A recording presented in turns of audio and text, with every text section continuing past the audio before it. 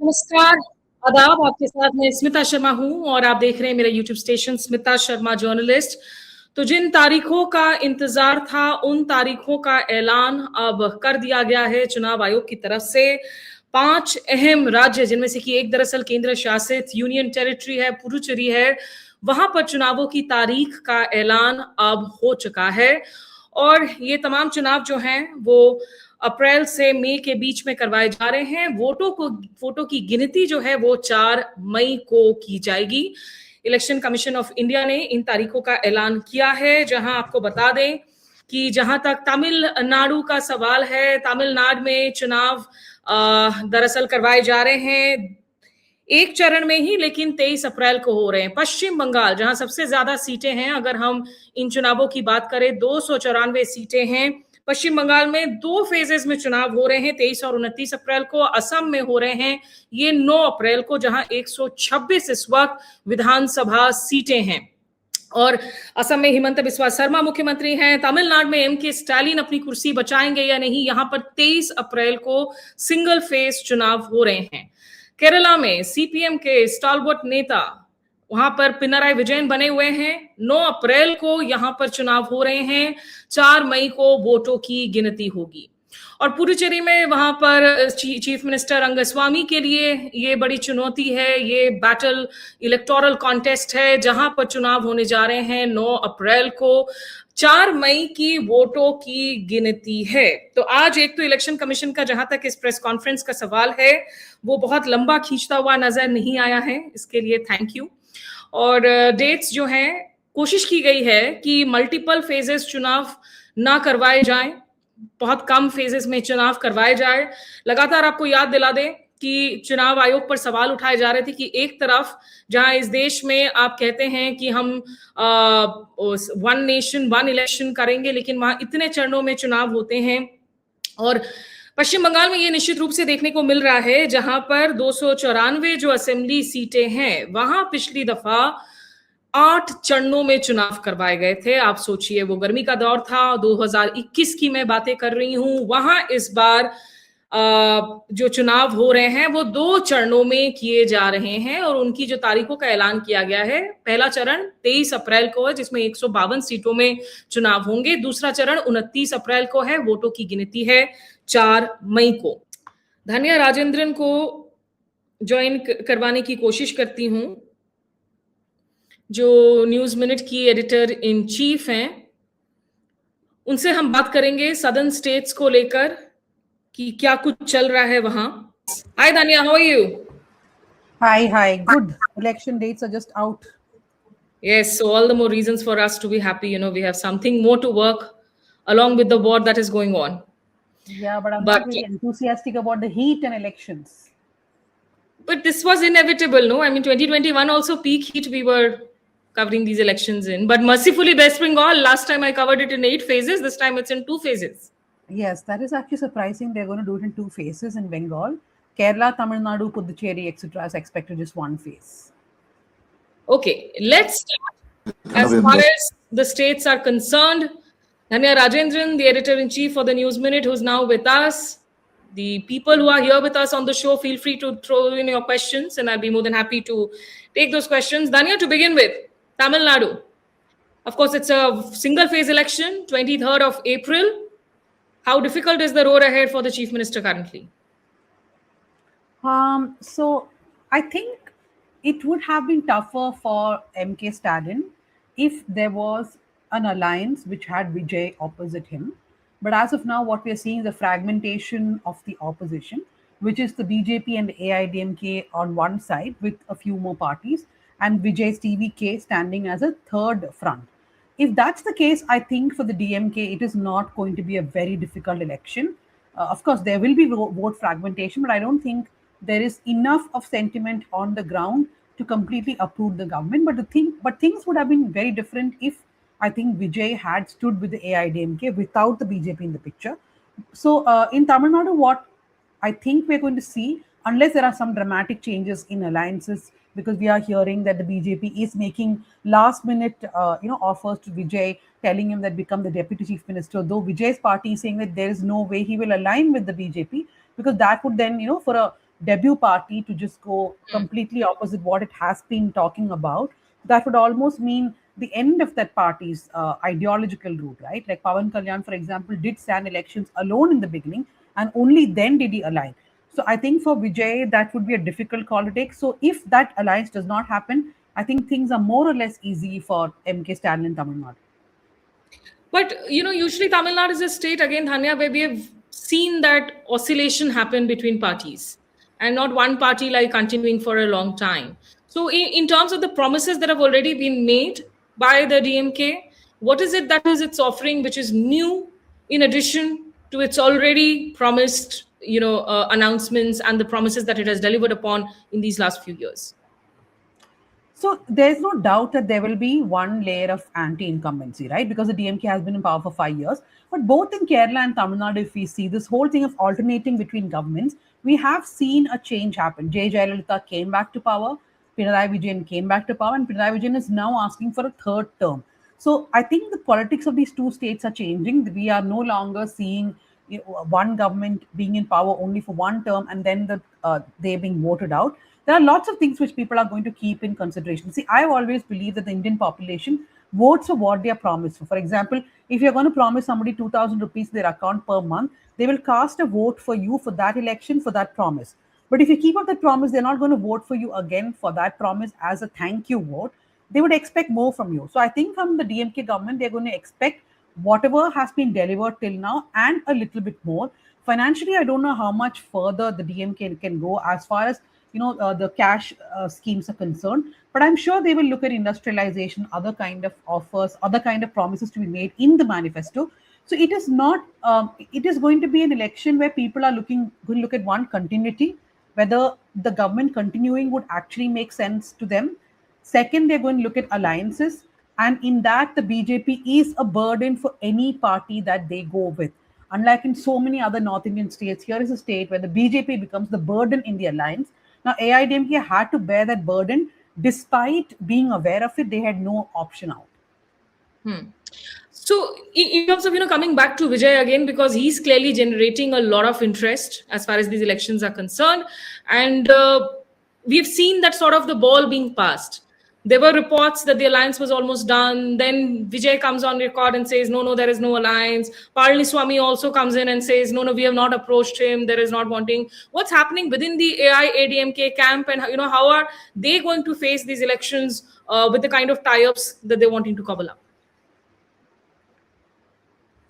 As far as Vijay is concerned, I think there are lots of roadblocks.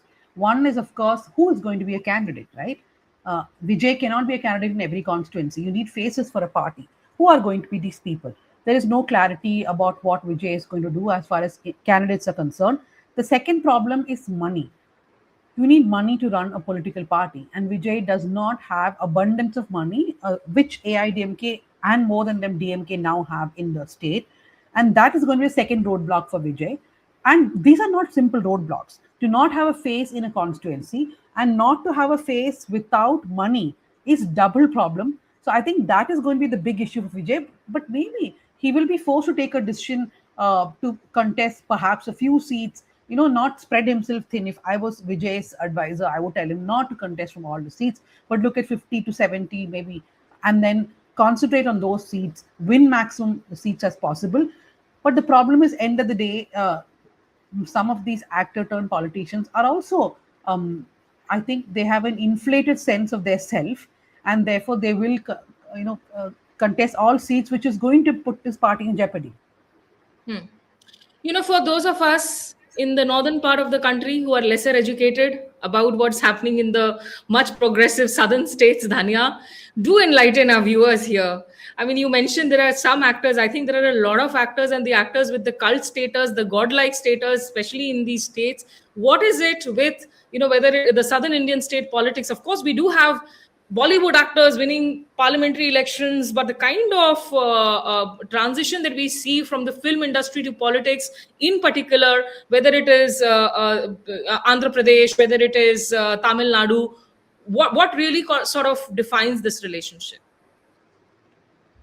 I think, see, that's a phenomenon which is there only in Tamil Nadu and to some extent in Andhra Pradesh and Telangana, of course.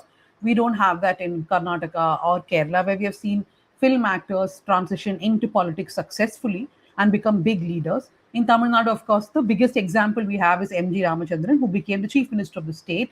But we've also had examples, Smita, of actors who did not do well in politics. Kamal Hassan is one example. Sivaji Ganeshan is the next example. Pavan Kalyan himself had to really struggle for 2 elections, and then he sort of hit gold in the third election when he went for a alliance with the TDP, right? So he sort of rode on the anti-incumbency wave against Jagan Mohan Reddy only because he was in alliance with Chandrababu Naidu. What does it connect? Like recently did a profile of Vijay on the News Minute. My colleagues had done it, in which they looked at his trajectory as a hero itself. In Vijay's case, right from the 1990s, I think, from the time he was a young hero to now, he's always played this benevolent protector. Whether he's a brother, whether he's a boyfriend, husband, whatever it is, he's always benevolent protector, and he's never this hero who does not break down, who does not cry, who does not sacrifice. So he has sort of molded himself as a person living in a house, as a brother, a nephew, or a son, or a husband, or a boyfriend, and that is a kind of connect which he has to Tamil households. Now he thinks he can bank on that connect and then get votes, but and yes, we are seeing a lot of women, a lot of older women, younger women, everyone sort of saying that yes, we if we want to change, we will look for Vijay. But I don't think it's as simple as that, right? You see somebody on screen, 50% of you wants to vote for that person, but there are lots of other things holding you back. So I think Vijay would definitely do better than Vijay Kant, who's another actor who transitioned from acting to politics. But still, would he be able to cut more than 20% of or poll more than 20% votes? I really doubt. Let's just also remind the viewers in 2021, we saw the DMK led alliance, which had emerged victorious. They won 159 seats.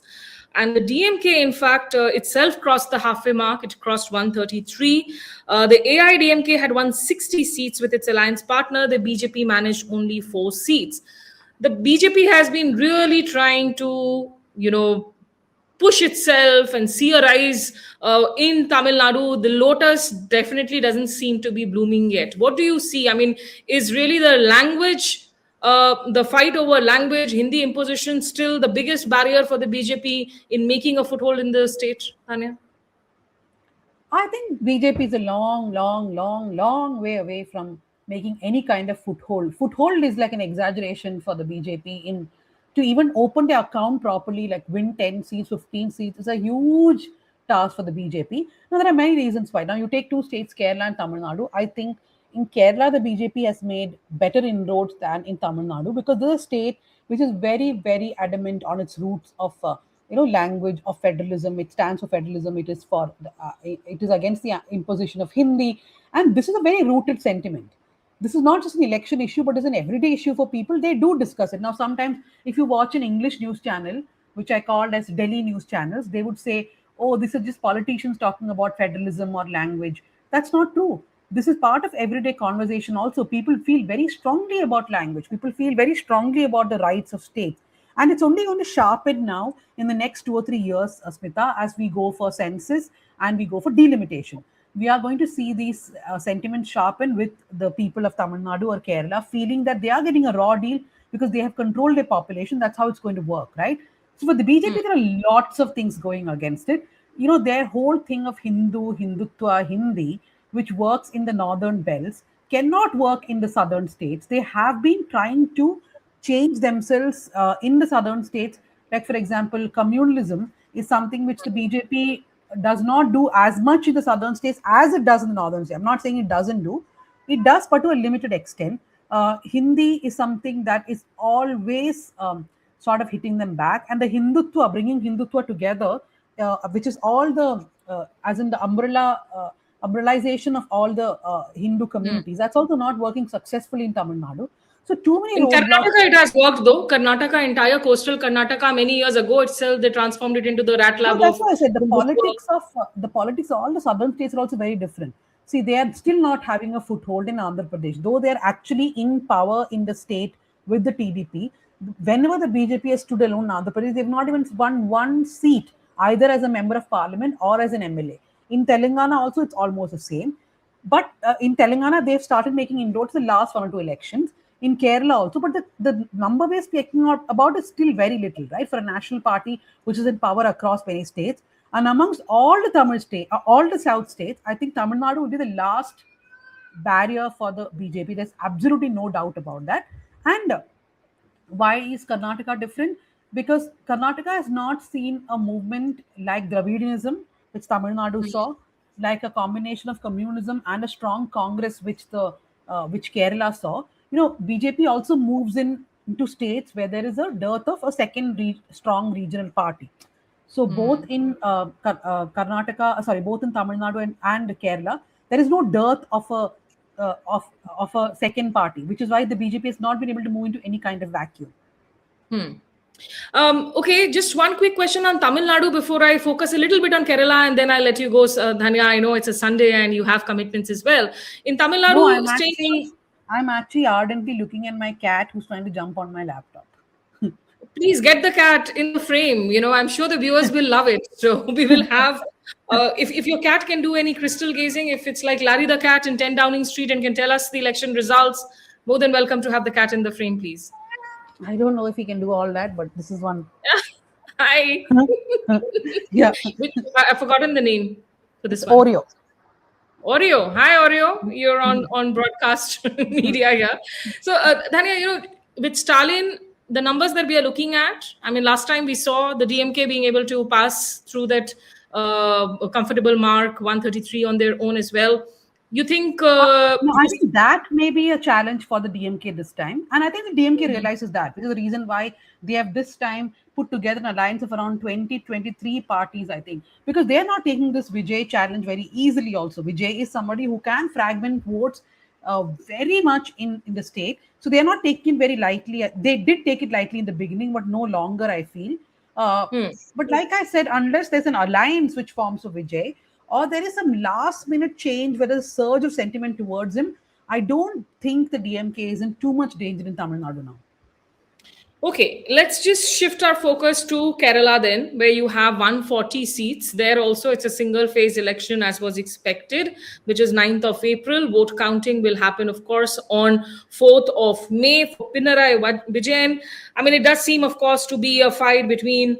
Is it straight away a UDF versus LDF, or do you actually see the BJP being an important stakeholder there? No, not at all. The BJP may do well maybe in 3 seats or 4 seats maximum, but I don't think beyond that I'm talking about winning seats max. They can maybe get 2 or 3, but beyond that, no. But yes, the BJP will be a number 2 or number 3 in many seats. Like I said, I would say that more than in Tamil Nadu, it is in Kerala that the BJP has made inroads. Here, the Sangh has a very strong base in several districts, and they have been building on this ardently for many years. The issues like temple entry, women's entry into Sabarimala temple has helped the BJP to a large extent. So yes, the BJP, I think ideologically, more people in Kerala are moving towards that party. But even then, they still have a choice. They have a choice of either voting for the CPIM or voting for the Congress, right? The BJP becomes a third choice even for a lot of BJP ideological supporters. That's a practical choice that we see playing out in Kerala. I know so many BJP voters, Narendra Modi supporters in Kerala, who would still vote for a local candidate from the CPIM, CPI or the Congress. Now the question I think in Kerala is really, will Pinarayi Vijayan come back for a third time?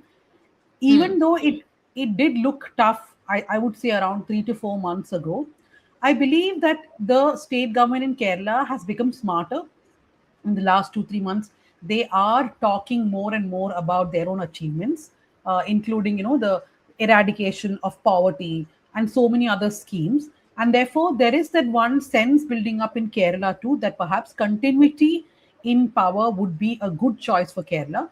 The Congress is seen as a divided house. That's the main problem with the Congress. They're seen as a party where too many people are fighting. And if any dramatic fights break out in the Congress in between the next 3 weeks or 4 weeks, that's going to be very detrimental for the party. Otherwise, they do have a fighting chance of forming a government in Kerala. But, in terms of course, it's a party that functions very differently, Dhanya. We know that they also change faces, which may be popular for the kind of work that they have done. We've seen that happen in the past. What we are hearing, and I'm picking up from the reports, is that around 52 CPM legislators, along with most of the left, independent MLAs will contest again. Is that right? What kind of changes I are think they planning to? I think the list is just out actually, both CPI and CPM. I mean, the CPM list is yet not out. I think the CPI is out, but it was already known that except a few of the older faces, CPIM is going to repeat most of its MLAs because they have a reading from the ground that there is not a lot of anti-incumbency or anger against the MLAs. If there is an anti-incumbent, there is against Pinarayi Vijayan himself. That's a reading of the party. If there's any sort of anger against the party, that's against the CM himself. But as far as MLAs were concerned, I met a couple of CPM leaders a few days ago. They made it very clear that most people would be retained, except of course who, except of course those who are quite old, perhaps cross 75 or 80 years old. They won't be given repeat seats. The CPIM had also made it clear that they will not give seats to people who have contested more than thrice. So we just have to look at the list. I don't know if the full list is out. I'm just checking the groups, but yes, it's coming. In terms of Pinarayi Vijayan's leadership, do you see that challenge by any way from inside the party? Not at all. Not at all. Pinarayi Vijayan is a numero uno leader as far as the CPM leaders are concerned. Even if you ask them off record, they will not tell a dissatisfaction off record, but there is dissatisfaction. There is concern that a lot of people see the CPIM leader as arrogant. The biggest problem for the CPIM is the Muslim vote in Kerala, which they believe may leave the party altogether. That's the biggest challenge for the CPM in Kerala. That Pinarayi Vijayan statements a few months ago, a minister's statement, and a lot of things that the CPM has done in the past 1 or 2 years has totally removed the Muslim population away from them. That is a huge concern for the CPIM. But there is nobody who will speak against the party, against the leader, no matter what decisions are taken, including if they drop candidates who are really popular. Like there has been talk first about KK Shailaja not getting one more term. Then there has been talk that KK Shailaja will be removed from her constituency of Mattanur and she'll go to Parabur, which is a different constituency. Even if those decisions are taken, I don't think anybody is going to voice any. We have seen sporadic rebellions, right, in the CPM in the recent past. But I don't think anything major will happen where anybody will question Pinarayi Vijayan's leadership. Yeah, you mentioned KK Shalja. I think her, as you mentioned, the seat is changing. K. and Unni Krishnan also, we understand. But there are the popular heavyweights like Emi. I don't know if they're popular or not, but senior leaders, Speaker Ain Shamsir, MV Govindan, I think they are going to be left out of the fray. Yeah, I think these are already known that because I said, right, they're not going to be allowed to contest more than a few times. So that is the reason why they're going to be left out. I'm very curious to look at how many women candidates are there, because despite all these so-called progressive parties, DMK, CPIM, CPI, AIDMK, women still do not feature in their list beyond some 5 to 10%. So I'm looking at that also this year to see if there is any change, but I doubt anything is going to happen.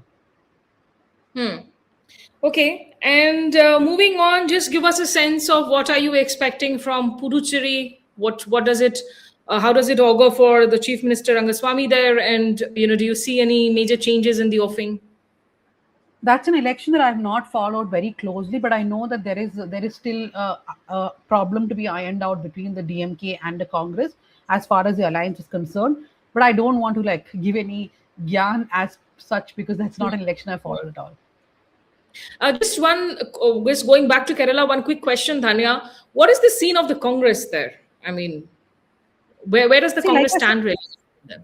So for the Congress, there is a local body election which happened a few weeks ago, which has become some sort of inspiration that they can actually win in many places where the Congress never expected to win. There are many districts where they could really win and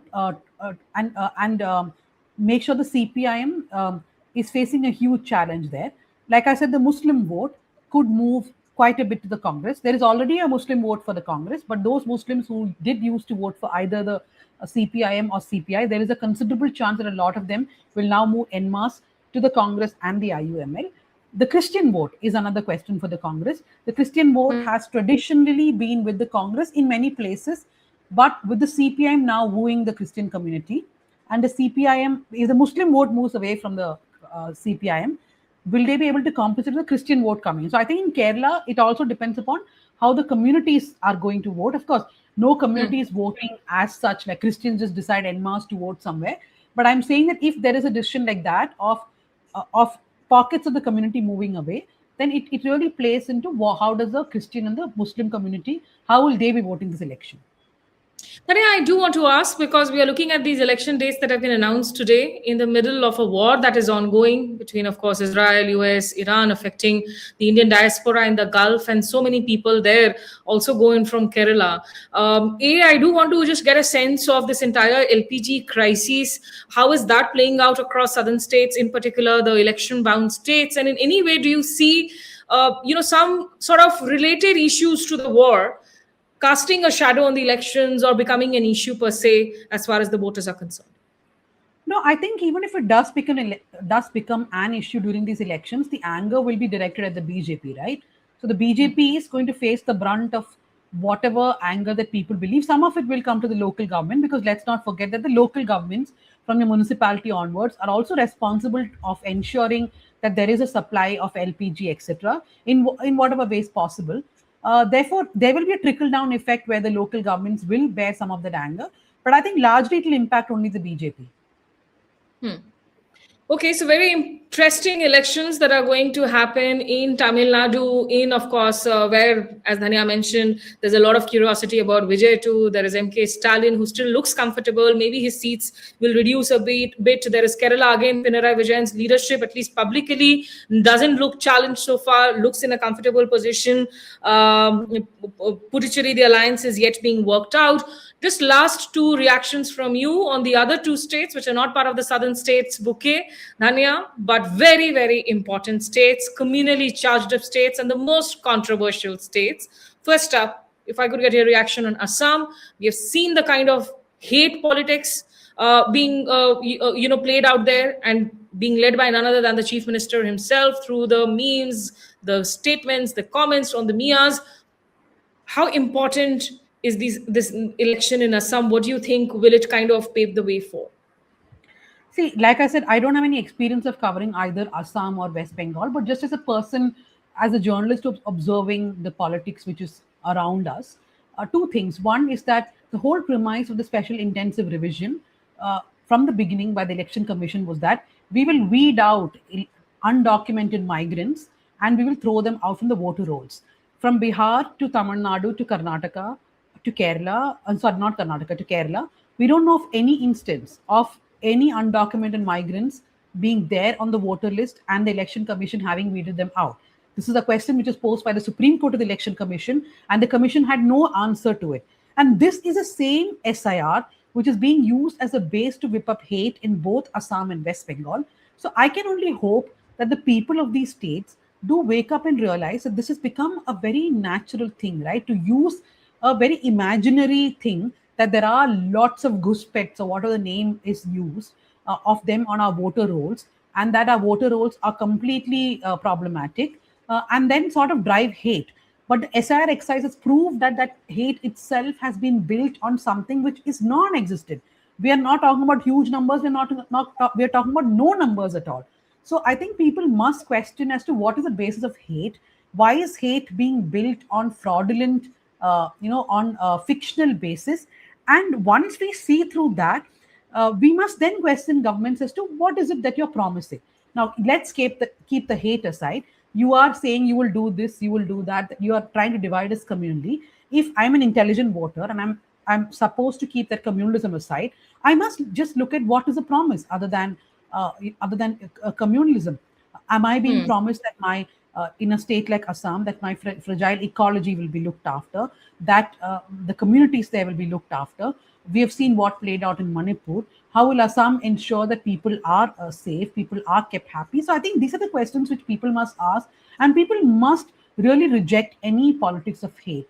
And as that reject, but the problem is the population in Assam, from what I have read, is also so mired into the entire hate politics, right? For decades, people have been told about, those who have come from across the border, those who are Muslims, who have taken away their rights, their land, their schools, their health facilities, everything. That it is so embedded in that sentiment is so embedded that it's very difficult to really educate these people now that come out of this hate politics. We must ask politicians, what is it that you promise as governments? What is your governance promise? And that has to be basis of every election. Okay, just the final question then, Dhanya, which is turning to a feisty chief minister right now. Of course, she was the only woman chief minister for a very long time till we had Rekha Gupta in Delhi. No points for guessing. I'm talking about Mamata Banerjee, and she has really been in a confrontational mood, both with the center and with the election commission, bringing her battles all the way to Delhi, arguing the case, putting on that lawyer's outfit herself and arguing it herself in Supreme Court. This is a prestige battle for the BJP, for Amit Shah, for Narendra Modi, Dhanya. From where you are and how you see, how difficult does it look for Mamata at the moment? So, from whatever I've been reading, I know that the BJP also hasn't done a lot of groundwork in Bengal from the last elections. So, it's not going to be it's not going to be a walkover for the BJP or anything. And as far as Mamata is concerned, I think that she chooses her enemies strategically. She has chosen the Election Commission of India as her first target now. And that is representational of the BJP and of the union government, right? And like I said, all these states are also going to focus on federalism as a huge issue, while the BJP looks at double sarkar as its a plank, that you have a government both at the center and at the state which will do good for you.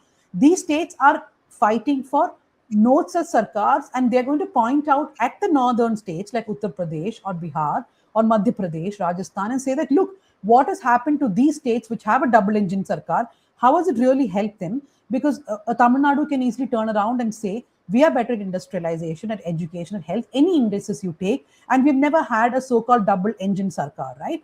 It's only in infrastructure where the government, where the union government has to release a lot of money that the states are getting stuck. We have seen that in certain other schemes also. But even as Mamata is concerned, she's able to differentiate that. But the only thing, Smita, is eventually for the voter, federalism and the fight of union versus state cannot eventually make a state itself better, right? Will they vote for development? Will they vote for federalism plus development? Or will they vote for just federalism? These are a lot of questions the state itself has to answer. But as far as Mamata is concerned, it just goes for the attack. She is not someone who does any veiled attack.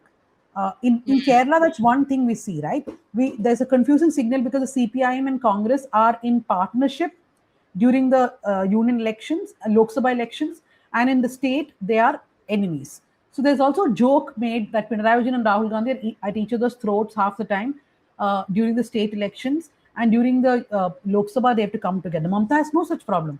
Her enemy is cut out, whether it's the state election or Lok Sabha election, and that clarity also helps her, I feel.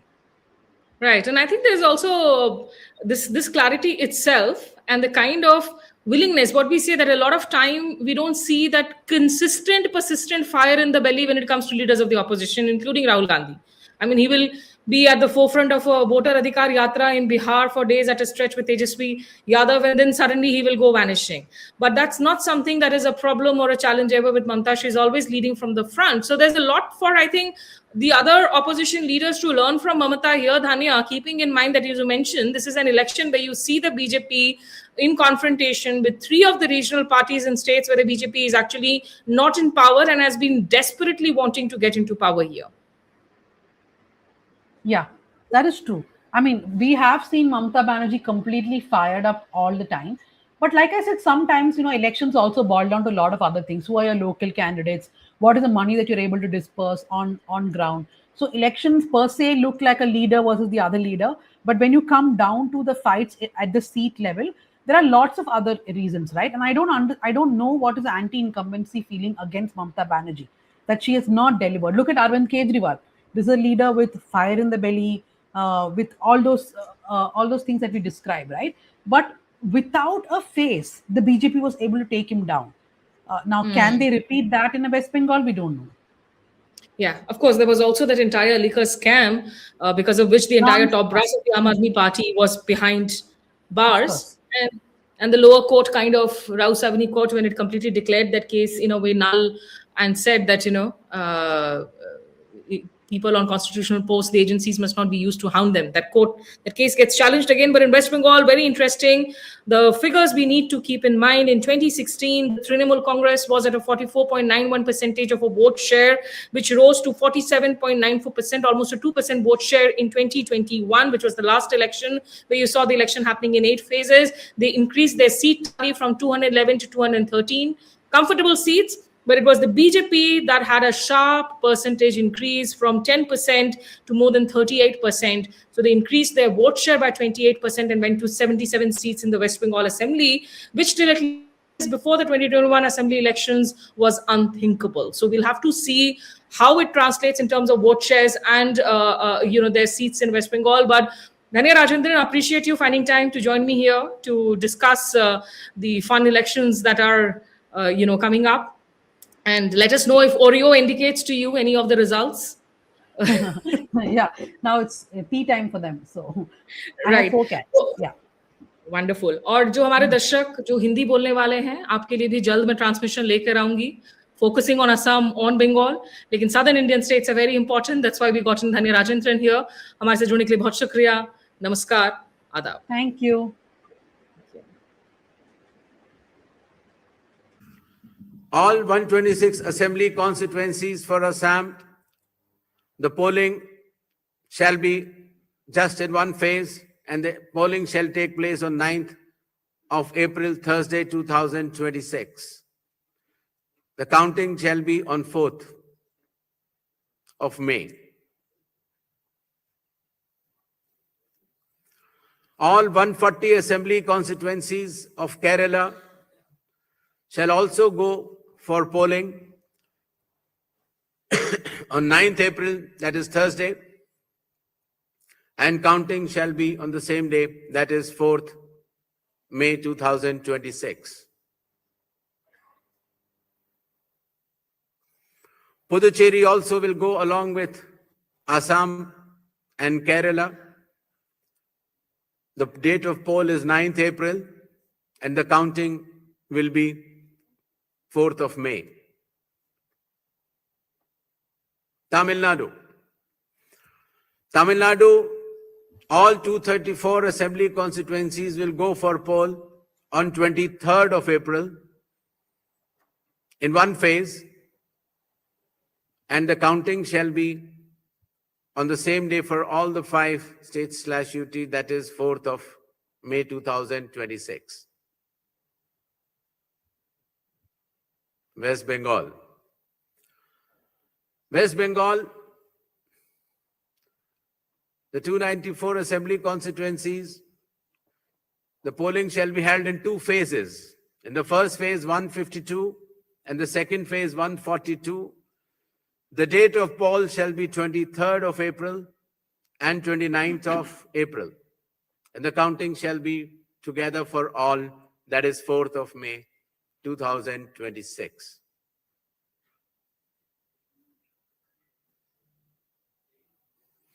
There will be 8 by-elections also, that is Goa, Gujarat, Karnataka, Maharashtra, Nagaland and Tripura. The name of the constituencies are mentioned here and the reasons, which will be circulated to you. And the schedule would be that the assembly constituencies for Goa, Karnataka, Nagaland and Tripura will be held, the polling will be held on 9th of